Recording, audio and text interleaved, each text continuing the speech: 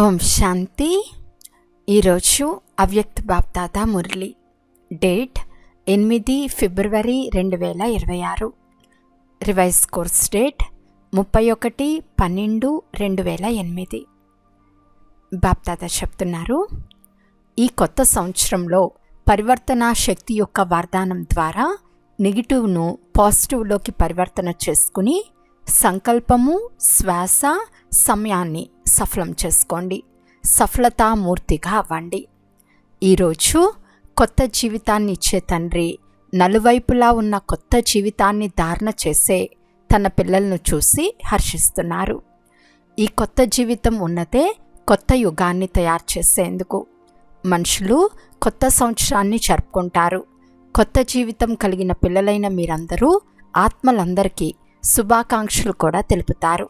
అంతేకాక దానితో పాటు ఇక కొత్త యుగం రానే వచ్చేసింది అనే శుభవార్తను కూడా తెలిపిస్తారు. పిల్లలైన మీ అందరికీ తండ్రి వారసత్వ రూపంలో స్వర్ణిమ ప్రపంచం యొక్క బహుమతిని ఇచ్చేశారు. ఆ స్వర్ణిమ ప్రపంచంలో అనేక స్వర్ణిమ బహుమతులు ఉండనే ఉంటాయి. ఈ స్వర్ణిమ ప్రపంచం యొక్క బహుమతి మా జన్మసిద్ధ అధికారము అనే నష మీ అందరికీ ఉంది కదా. నేటి ప్రపంచంలో ఎవరికైనా ఎంత గొప్ప బహుమతి ఇచ్చినా ఏమిస్తారు?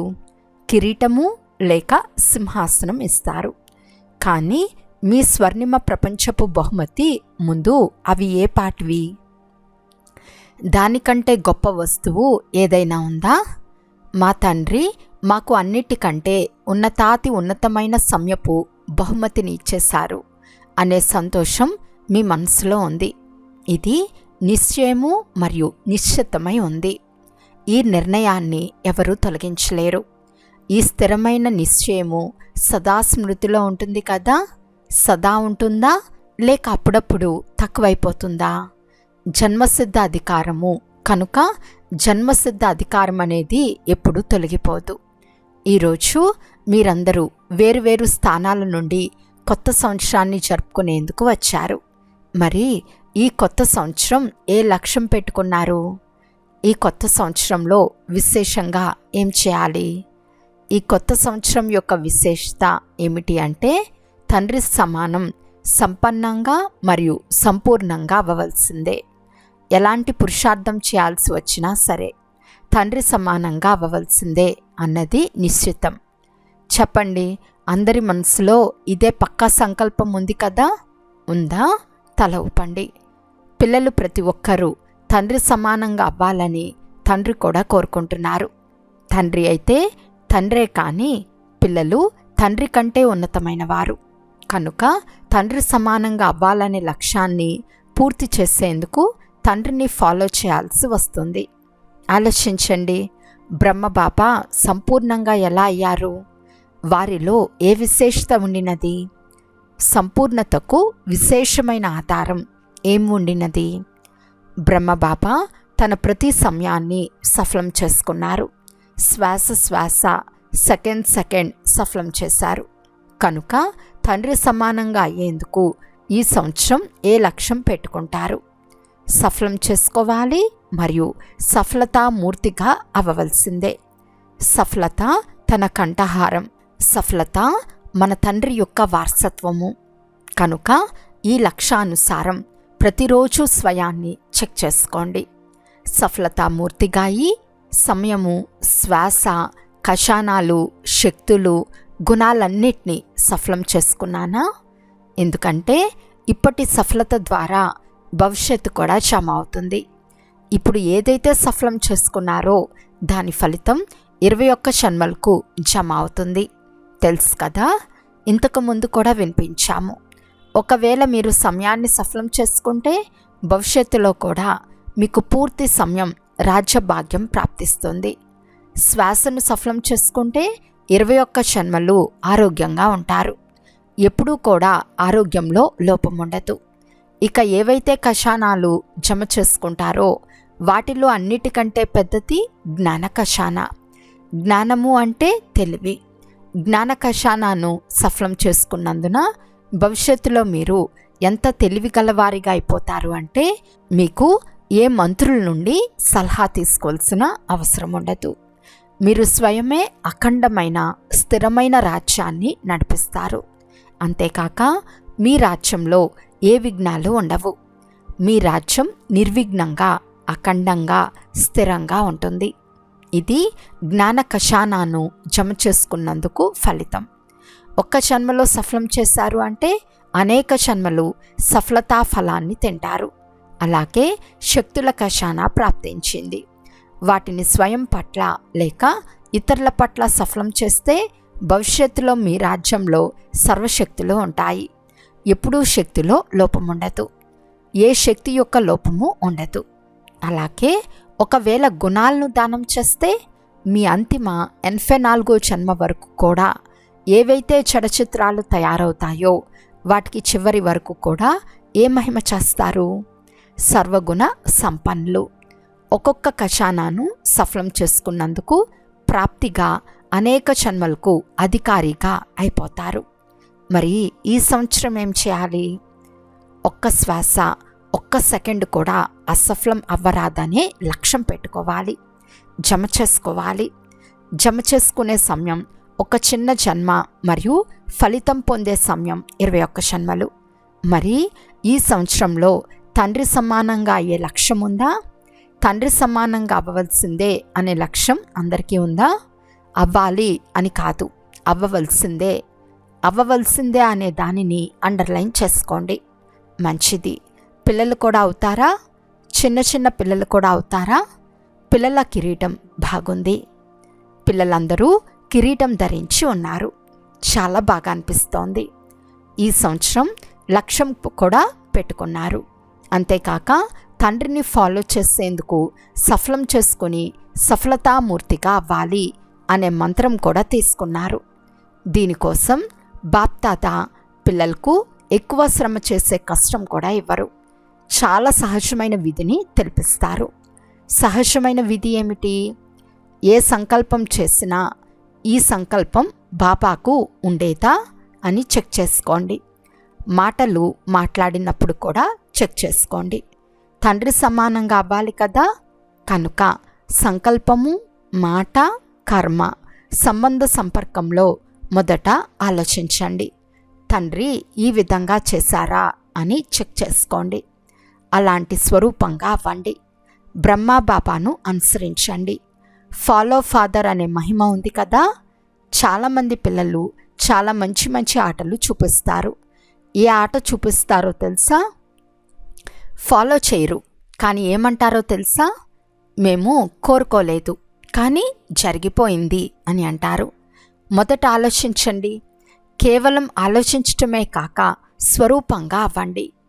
ఒకవేళ స్వరూపంగా అయిపోతే మేము అనుకోలేదు కానీ జరిగిపోయింది అని అనరు. చేసేటటువంటి, ఆలోచించేటటువంటి మీరు శ్రేష్ఠ ఆత్మలు, యజమానులు. అనుకోలేదు కానీ అయిపోయింది అని అంటున్నారు అంటే కర్మేంద్రియాలపై అదుపు లేదని అర్థం. ఈ సంవత్సరంలో ఈ స్లోగన్ గుర్తుంచుకోండి. తండ్రి సమానంగా చేయాల్సిందే, తయారవ్వవలసిందే. కష్టమేమీ లేదు కదా. తండ్రి ఎలాగైతే చేశారో అలా చేయాలి.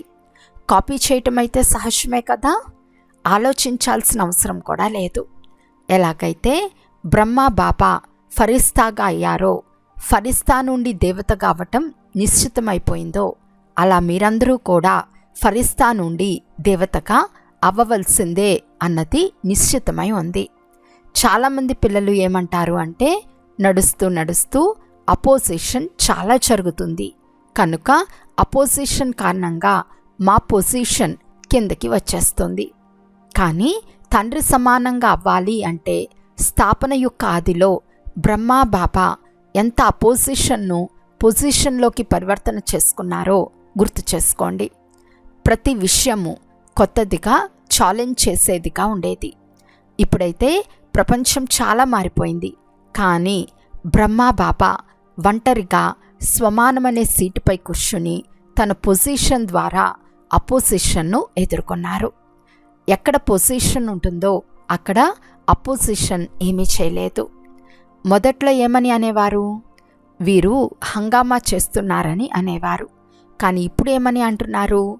అద్భుతం చేస్తున్నారని అంటున్నారు. ఇంత తేడా వచ్చేసింది. కారణమేమిటి? బ్రహ్మబాబా స్వయం స్వమానమనే సీట్ మరియు దృఢ నిశ్చయం అనే శస్త్రాల ద్వారా అపోజిషన్ను సమాప్తం చేశారు. కనుక మీరు ఈ సంవత్సరంలో ఏం చేస్తారు? సమానంగా తయారవ్వాల్సిందే కదా.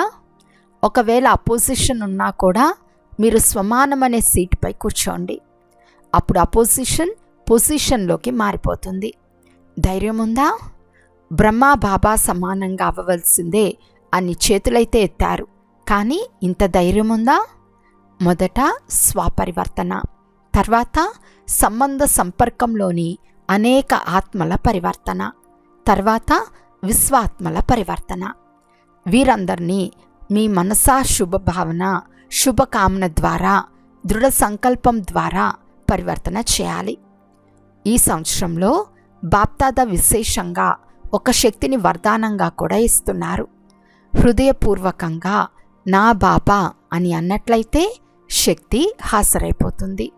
ఊరికే పైపైకి నా బాబా అని అనటం కాదు, హృదయపూర్వకంగా అన్నారు. నా బాబా అనే అధికారం ఉంచుకున్నారు అంటే ఆ శక్తి మీ ఎదురుగా హాజరైపోతుంది. అది ఏ శక్తి? పరివర్తన శక్తి. పరివర్తన శక్తి ద్వారా విశేషంగా నెగిటివ్ను పాజిటివ్లోకి మార్చుకోండి. నెగిటివ్ సంకల్పాలు, నెగిటివ్ నడవడికను చూస్తూ కూడా పాజిటివ్లోకి మార్చుకోండి. పాజిటివ్ను చూడటం, మాట్లాడటం, చేయటం అనేది కేవలం శుభభావన మరియు శుభకామన ద్వారా సహజమైపోతుంది. ఎందుకంటే అపోజిషన్ తప్పకుండా వస్తుంది, కానీ మీ పరివర్తన శక్తి మీకు సహజంగా సఫలతను ఇప్పిస్తుంది. కనుక అర్థమైందా? ఈ సంవత్సరం యొక్క విశేష వరదానమైన పరివర్తన శక్తిని దృఢ సంకల్పం ద్వారా కార్యంలో ఉపయోగించండి. పరివర్తన చేసుకోగలరు కదా. మీరు ప్రతిజ్ఞ చేశారు, గుర్తుంది కదా. విశ్వ పరివర్తకులే కదా. మీ టైటిలే విశ్వ పరివర్తకులైనప్పుడు మరి స్వయాన్ని పరివర్తన చేసుకోవటం ఏమైనా కష్టమా? మనసులో ఏదైనా కష్టమైన విషయం వస్తే వాస్తవానికి కష్టమైన విషయం ఏది ఉండదు, కానీ మీరు కష్టంగా చేసుకుంటారు. మాస్టర్ సర్వశక్తివంతుల ముందు కష్టమైంది ఏముంది? కానీ మీరు ఒక్క పొరపాటు చేసి దాన్ని కష్టంగా చేసుకుంటారు. ఉదాహరణకు, ఒకవేళ అకస్మాత్తుగా ఇక్కడ అంధకారం అలుముకుంది అని అనుకోండి. అప్పుడు ఎవరైనా పొరపాటుగా ఆ అంధకారాన్ని పారద్రోలాలని ప్రయత్నిస్తే ఆ అంధకారం పారిపోతుందా? దానికి సరైన విధి ఏమిటి అంటే, మీరు ప్రకాశం యొక్క స్విచ్ను ఆన్ చేస్తే అంధకారం సెకండ్లో పారిపోతుంది. అలాగే మీరు కూడా ఇదే పొరపాటు చేస్తున్నారు. ఏ విషయమైతే వస్తుందో దాని గురించి ఎందుకు, ఏమిటి, ఎప్పుడు, ఎలా అనే క్యూలోకి వెళ్ళిపోతారు. చిన్న విషయాన్ని పెద్దదిగా చేసుకుంటారు. కనుక పెద్ద విషయం కష్టంగా అనిపిస్తుంది. చిన్న విషయంగా చేసుకుంటే సహజమైపోతుంది. ఏదైనా శక్తిని కార్యంలో వినియోగించేందుకు తండ్రి చాలా సహజమైన విధిని తెలిపించారు. నేను మాస్టర్ సర్వశక్తివంతుణ్ణు. ఈ స్మృతి అనే సీట్పై కూర్చోండి. ఈ సీటుపై కూర్చుంటే అప్సెట్ అవ్వరు. సీట్ లేకుంటే అప్సెట్ అవుతారు. సీట్ ఉంటే అప్సెట్ అవ్వరు. 63 జన్మల సంస్కారం ఇమర్చ్ అయిపోతుంది. 63 జన్మల సంస్కారం ఏముండేది? అప్పుడప్పుడు సెట్, అప్పుడప్పుడు అప్సెట్. కనుక సదా స్వమానమనే సీటుపై సెట్ అయి ఉండండి. ఈ సంవత్సరంలో ఇంకా ఏం చేస్తారు? కొత్త సంవత్సరంలో అందరికీ బహుమతి ఇస్తారు కదా. మరి ఏ బహుమతి ఇస్తారు? శుభాకాంక్షలు కూడా చెప్తారు. దానితో పాటు ఏ బహుమతి ఇస్తారు? బహుమతులైతే మీ వద్ద చాలా ఉన్నాయి. ఎన్ని ఇవ్వాలనుకుంటే అన్ని ఇవ్వవచ్చు. స్థూలమైన బహుమతి అయితే అల్పకాలానికి నడుస్తుంది. కానీ అవినాశి తండ్రి సమానంగా తయారయ్యే మీరు అవినాశి బహుమతి ఇవ్వండి. మనస్సు ద్వారా శక్తుల బహుమతి ఇవ్వండి. వాచా ద్వారా జ్ఞానం యొక్క బహుమతి ఇవ్వండి. కర్మణ ద్వారా గుణాల బహుమతి ఇవ్వండి. అందరి వద్ద ఉన్నాయి కదా. ఉంటే తల ఊపండి. ఖజానాలు చాలా ఉన్నాయి కదా, తక్కువగా అయితే లేవు కదా. మీరు ఎవరితో కలిసి కార్యం చేస్తున్నా కార్యంలోకైతే రావాల్సే వస్తుంది కదా. వారికి ఈ సంవత్సరంలో మంచి బహుమతులు ఇవ్వండి, కానీ అవినాశి బహుమతులు ఇవ్వండి. ఎవరిని ఖాళీగా పంపించకూడదని ఇంతకుముందు కూడా వినిపించాం కదా. మనసా బహుమతులనైతే ఇవ్వండి, వాచా ద్వారానైనా ఇవ్వండి, కర్మణ ద్వారానైనా ఇవ్వండి. దీని కొరకు మీరు సదా ఒక అటెన్షన్ను ఉంచుకోవాల్సి వస్తుంది. ప్రతి సమయం మనసులో శక్తుల స్టాక్ను ఇమర్జ్గా ఉంచుకోవాల్సి వస్తుంది. ఎన్ని శక్తులు ఉన్నాయి లిస్ట్ అయితే ఉంది కదా. వాచా కారణంగా సదా మనసులో మనన శక్తిని, జ్ఞానాన్ని, మనన చేసే శక్తిని స్మృతిలో ఉంచుకోవాల్సి వస్తుంది. నడవడికలో, ముఖంలో, కర్మలో గుణాల స్వరూపంగా అవ్వవలసి వస్తుంది. సదా స్వయాన్ని గుణమూర్తిగా, జ్ఞానమూర్తిగా, శక్తి స్వరూపంగా ఇమర్జ్ ఉంచుకోవాల్సి వస్తుంది. అంతేకాని శక్తులైతే ఉన్నాయి కదా, జ్ఞానమైతే ఉంది కదా అని కాదు, కానీ స్వరూపంగా అవ్వవలసి వస్తుంది. ప్రతి ఒక్కరిని ఈశ్వర్య పరివారం అనే దృష్టి, వృత్తితో చూడాల్సి వస్తుంది. ఈ సంవత్సరం సమానంగా అవ్వవలసిందే అని చేతులెత్తుతారు. బాప్దాదాకు వతనంలో మీ అందరి చేతులు కనిపిస్తాయి. అక్కడ ఇలాంటి చిన్న టీవీ లేదు, కానీ చాలా పెద్ద టీవీ ఉంది. ఒక్క సెకండ్లో అన్ని సెంటర్ల రిజల్ట్ను చూడవచ్చు. మీలో ఏదైతే తండ్రి సమానంగా అవ్వవలసిందే అనే ఉల్లాసం ఉందో అది చూసి బాప్దాదా సంతోషిస్తున్నారు. మీరు అదృష్టవంతులు, హర్షిత ముఖం కలిగిన వారు. ఎప్పుడూ ఆవేశపూరితమైన ముఖాన్ని తయారు చేసుకోకండి. ఎవరైనా మిమ్మల్ని చూస్తే సదా సంతోషంగా కనిపించాలి. పనిలో ఎంత బిజీగా ఉన్నా, తప్పును సరిచేస్తున్నా, అర్థం చేయించే సమయంలో కూడా ఆవేశపూరిత ముఖము, మాటలు ఉండరాదు. ఈ సంవత్సరంలో ఈ పరివర్తన చేసి చూపించండి. బహుమతి ఇస్తాము. పూర్తి సంవత్సరంలో ఎలాంటి విషయం వచ్చినా సదా చిరునవ్వుతో ఉంటారో. చాలామంది సోదరీ సోదరులు ఆత్మిక సంభాషణ చేసేటప్పుడు ఒకవేళ ఆవేశంగా చెప్పకపోతే అర్థం చేసుకోరు, మారనే మారరు అని అంటారు. మీరు ముందు నుండే వారు మారనే మారరు అనే భావన ఉంచుకున్నారు కనుక వారికి మీ వైబ్రేషన్లు ముందుగానే చేరుకున్నాయి. కనుక ఈ సంవత్సరంలో క్రోధము లేక దాని పిల్లా పాపలకు వీడ్కోలు ఇవ్వాలి. వీలవుతుందా? ఆవేశం కూడా ఉండరాదు. తండ్రి ప్రశ్నిస్తున్నారు. పని చేయించుకునేందుకు వారిని సరిచేయటానికి ప్రతి సమయం క్రోధం చేసుకుంటారు. కానీ వారు సరైపోతున్నారా? క్రోధం చేసుకోవటం ద్వారా ఎవరైనా సరైపోతున్నారా? ఆ లిస్ట్ చెప్పండి. వారింకా విసుకుంటారు, కానీ బాగుపడరు. మనసులో అపోజిషన్ వచ్చేస్తుంది. ఒకవేళ పెద్దవారైతే పైకి ఏమీ మాట్లాడరు, కానీ మనసులో అపోజిషన్లోకి వస్తున్నారు. చిన్నవారైతే ఏడవటం ప్రారంభిస్తారు.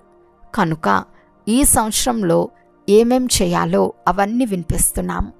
ఇష్టమేనా? చేస్తారు కదా? ఇప్పుడు చేతులెత్తండి.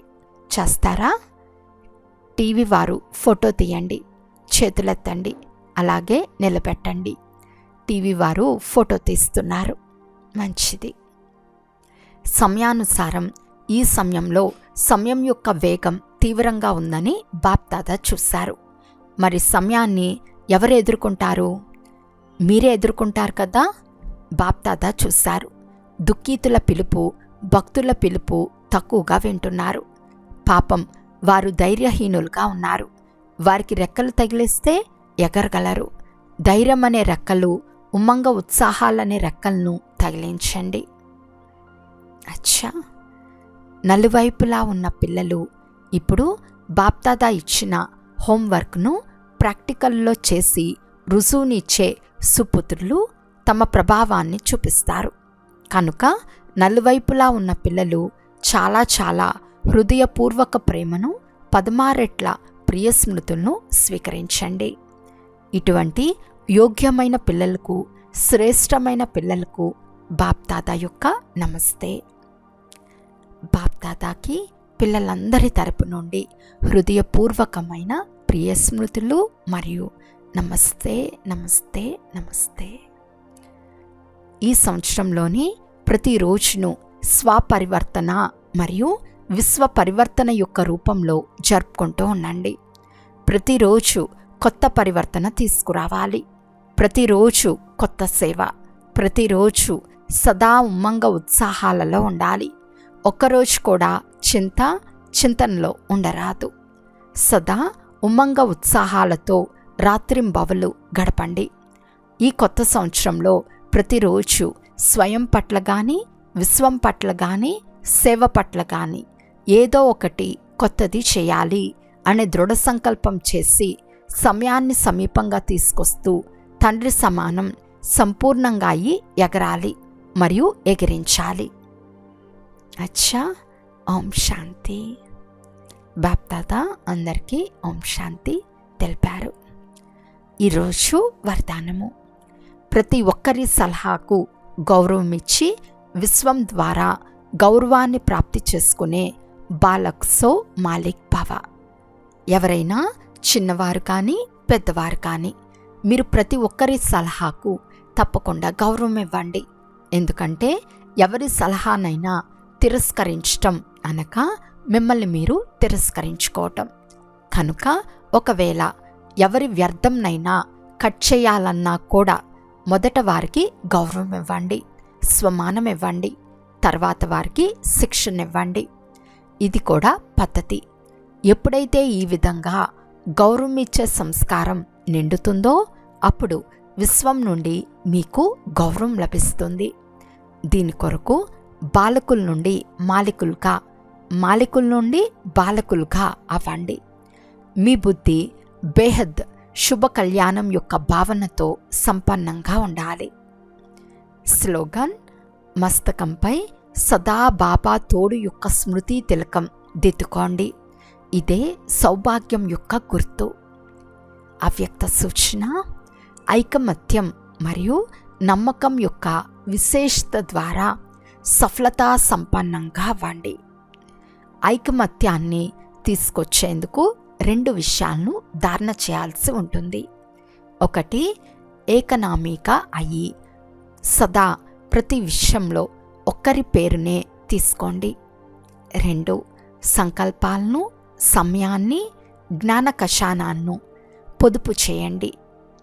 ఎప్పుడైతే అందరూ ఈ విధంగా ఏకనామీ మరియు ఎకానమీ గలవారిగా అయిపోతారో అప్పుడు ఒక్క తండ్రిలో అన్ని ప్రకారాల భిన్నత ఇమిడిపోతుంది.